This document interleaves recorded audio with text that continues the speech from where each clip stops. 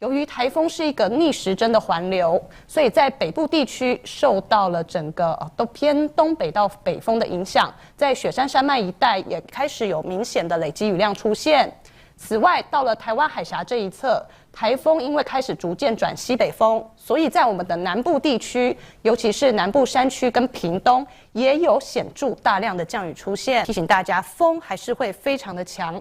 那这个是今天晚上午夜到明天清晨可以看到，在台风预期登陆之后，宜兰花莲地区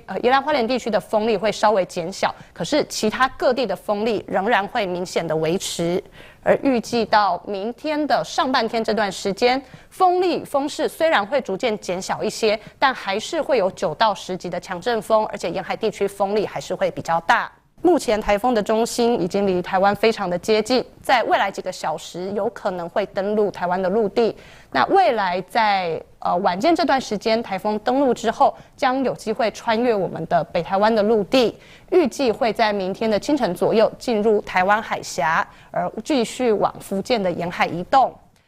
预计今天晚上到明天都是台风影响最显著的时期，我们要提醒大家严防凯米台风所带来的冲击，一定要注意安全，避免前往山区以及海边活动。以上就是这节最新的台风动态说明。